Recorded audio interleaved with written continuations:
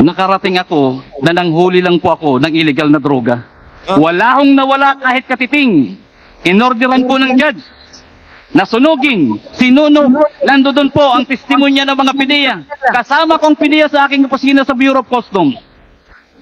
Kami po ang nanghuli. Ano po ang partikular na batas? Ang iba-violate ko? Conspiracy to import?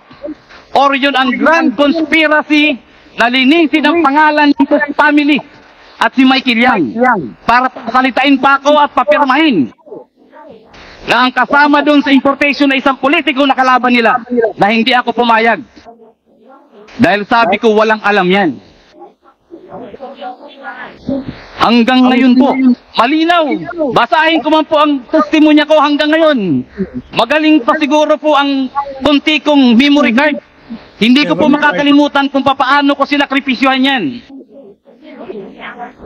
Ako ho, ikinulong. Buti na lang may Diyos. Pagdating po sa kulungan, may mga tumutulong sa akin. May mga lumalapit ho. Natistigo kung sino si Michael Yang, paano nasunog ang Bureau of Customs, paano pinatay ang empleyado ng mga taga-customs. Nabalitaan ko yata yun, no? Na nasunog ang Bureau of Customs. Nabalitaan ko yun, ah. Bakit ang daming releases during the time ng mga containers na nawawala hanggang ngayon hindi iniimbestigahan? Napakasakit po mga kalagalang-galang na kongresista at sa iba pong mga resource speaker dito. Andito po ako, I am seeking for truth and justice. Nothing less, nothing more. Thank you, Your Honor. Meron pa, pero mamaya naman, baka tumas ko. BP ko. Salamat, Mr. Guban. Grabe, ano? Uminom ka muna ng tubig at bago ka namin... Alam nyo po mga kababayan, no? Pasensya na ho, doon sa mga nasa Senado. Mas may yagballs dito sa Kongreso. Ano? Mas nagtatrabaho dito sa Kongreso. Sa Senado, parang iilan-ilan na lang po yung mga nagtatrabaho. Magpapakita ng trabaho, kunyari may hearing, pero wag ka. May pagkabayas yung hearing nila. Sa Senado, parang nakikita ko na lang dyan ang magandang hinihiring dyan, yung kay Roque at yung sa Pogo ho. Dito lahat ho hinihiring sa Kongreso, mga kababayan. Kaya ako natatapangan ho talaga ako sa mga congressman natin Binabangga ho lahat Alam mo, Mr. Guban, ang iyong affidavit ay maaari namin tanungin. Nang sa ganon, kung ito talaga ay ikaw ang gumawa, at kung ito talaga ang katotohanan, lalabas naman po yan sa inyong mga sagot. Kung sakali ho na siya ay nagsasabi talaga ng totoo, dapat siguro palayaan din tong tao na to. Sabi ni Digna, Dimagiba, Umadak, sobrang walang kwenta na ang Senado. Shiro Kansaki, katahimikan dyan sa Senado. Sabi ni Ma'am Kawamura, Dayanara, mas gusto ko sa Congress hearing. Leticia Fernando, shoutout sa iyo. Magagaling sa Congress. Ma'am Maritel T, shoutout po sa inyo.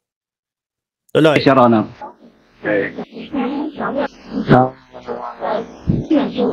Pwede bang malaman na Jimmy, kung ano ang posisyon mo sa Bureau of Customs?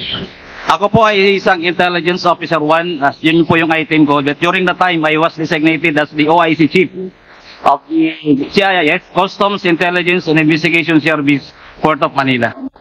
Ilang taon lang ang operatiba sa intelligence sa Bureau of Customs? I was with the Bureau, Your Honor, for 17 years. Hindi po ako umaalis as intelligence operator, intelligence operative. Pwede bang masabi mo sa committee ito, ano ang rason bakit ka nakakulong? Your Honor, ang ganda ng intensyon ko po dahil sa utos galing sa taas ng bagong administrasyon ng Bureau of Customs, hinuli lang po namin ang magnetic lifter na may lawang shabu. At yun ngayon ang ikinaso sa akin, conspiracy to import ng illegal na droga. Oh! At ako po, So, ang gusto talaga niyang gawin, no, kasama ng kanyang tropa, hulihin yung mga yun. Kaso, siya pa ang napasok sa oblo. ay dinalhan or presenta sila ng halos 40 o 43 witnesses, kaya 4 na taon po ang proseso namin sa korte. Then, kasama po yung TSA, 4 na taon po akong nagsuffer ng kulong habang nag-hearing sa Manila Regional Trial Court. MTC. Pwede bang malaman kung ikaw ang gumawa nitong affidavit na ito? At kung ito ba ay yung pirma? Pwede bang paki-confirm mo? Yes, Your Honor. With the assistance, meron ako. Para sigurado tayo. Siya, oh. Yes, Your Honor. Hindi, basahin mo muna, Mr. Jimmy Guban. Siyempre, ikaw yung makulong na, kumbaga, wala ka namang ginagawang masama eh. Tatapang, lalo na pagka nasa oblo ka na. Tatapang at tatapang ka na dyan. Let it be known that by the members of this committee that what you have right now is the actual statement that you were mentioning a while ago. Baka tingnan mo mabuti. Thank you, Mr. Chair. Your Honor, nahalos nasabi ko na to, pero if Ay, Chang, shoutout sa'yo. necessary na babasahin ko po para po sa kaliwanagan. Siguro, tatanungin ka namin doon sa mga sinulat mo. Para Ayan. makita natin kung ikaw ba talaga ang gumawa at ikaw ay nagsasabi ng katotohanan. Yes, Your Honor. With the help of my lawyer, gawa po namin to. Kaya lang po, sabi ko nga, nagkikwento ako, nasa loob po ako ng National Bilibid Prison. Hindi po fresh ang mind ko, pero halos ito na rin po yun. If I may, Your Honor, if I may proceed to read. Grabe, mga kababayan, yung mga binibitawang salita, ano? Sige, make it very short, Jimmy. Pwede mo ba number 3 na? Number 2. In the early part of 2017, during my meeting with a certain alias Henry, a Chinese national known importing of various goods in Bureau of Customs, he introduced to me Councilor Nelo Abellira, known as Small Boy.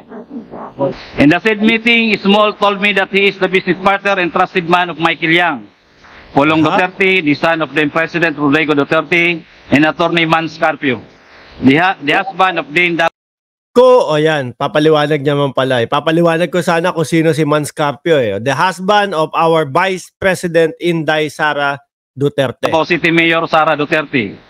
In that, as their business partner and trusted man, he was tasked to facilitate the release of shipment from the Bureau of Customs, which according to him were usually pants and clothes, agricultural products such as sugar, rice, and vegetables, among others. Councilor Small Abellira requested me not to be strict with their shipment after the meeting. Councilor Small always talked to me over the phone and sought my help in the release of their shipment, to which I acceded. In the meantime, our office received reports from our confidential informants, usually bodegueros and painantes of the shipment facilitated by Councilor Small Abellira, that illegal drugs were mixed up with said shipment. Biruin nyo mga bossing, ano?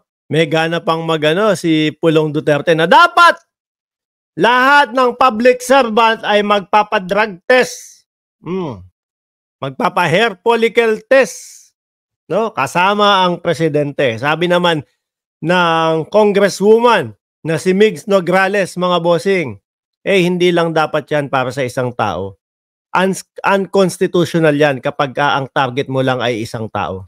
As an offshoot of said intelligence report, Director Adzar Albani of CIS Bureau of Customs issued to me a memorandum dated March 2018, re-importation of illegal drugs, monitoring, profiling, recording of imported goods. On account of our intelligence work, various shipments were alerted in various occasions. Small requested me, luwagan mo yung mga shipment na yan. Alam mo naman na kila Michael yan, Pulong at Mans. Said container shipment were reported missing while on hold and alert status. In POM, MICP, yun po yung nabanggit ko kanina, pati po guluan. as well as other international ports in the country, prompting the House of Representatives to invite Customs Commissioner Lapina and to shed light thereon. Between the months of May and June 2018, Colonel Jojo Asierto shared to me an additional intelligence report about shipment of illegal drugs at the Bureau of Customs. In that through profiling, backtracking, and tracing of documents, we were able to find out overstaying cargoes, one of which was the Bicaba trading shipment. Upon discovery thereof, I instructed my staff to verify if an importer consignee named Bicaba Trading is duly accredited with the Bureau of Customs Accreditation and Monitoring Office. After verification of Bureau of Customs Accreditation and Monitoring Office, it was found out that Bicaba Trading was not an accredited importer or consignee by the Bureau of Customs. Based on the information gathered by our office, Bicaba Trading is owned by certain Bidasto Cabral Barakel Jr., his live-in partner Maria Lagrimas Katipan, who are business dummies of businessman importer Pony Chen, and his former wife Emily Lakigan, who are resident of Calapan, Mindoro.